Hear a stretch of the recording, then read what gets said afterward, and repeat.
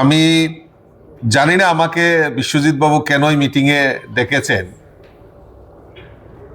তো আমাকে আমন্ত্রণ জানিয়েছেন যে আপনাকে এই মিটিংয়ে থাকতে হবে। তো প্রথম একটু অনীহা প্রকাশ করেছিলাম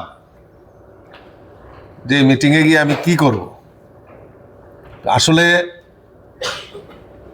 আমি না আসলে হয়তো সেটা আমার দুর্ভাগ্য হতো, কারণ এটাও আমার একটা শিক্ষার বিষয় যে আমাদের এখানে এই পশ্চিম ত্রিপুরা জেলার সভাধিপতি বা বিভিন্ন আধিকারিকরা কিভাবে পরিচালনা করছেন সেই জিনিসটা জানার থেকে আমি বঞ্চিত হতাম।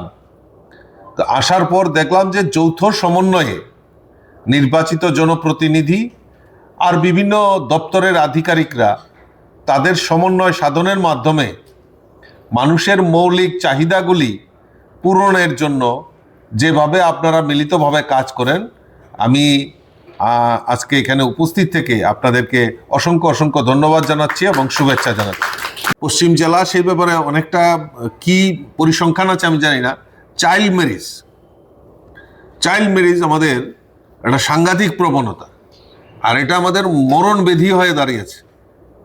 এই চাইল্ড ম্যারেজের উপর আমাদের এখানে মহিলা কমিশনের রিপ্রেজেন্টেটিভ আছে।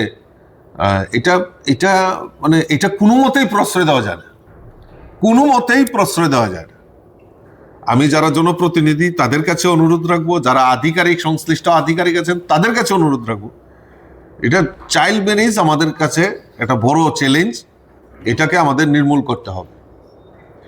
তো যাই হোক, আমি আলোচনা বেশি দীর্ঘায়িত করতে চাই না, কারণ অনেকক্ষণ ধরে আপনারা এই সভা চলছে, আমারও আসতে একটু দেরি হয়ে গেছে। তো আমি আশা করি যে ওয়েস্ট ডিস্ট্রিক্ট আমারও বাসস্থান এই ওয়েস্ট ডিস্ট্রিক্টে, কাজেই এই লাইবিলিটি আমারও।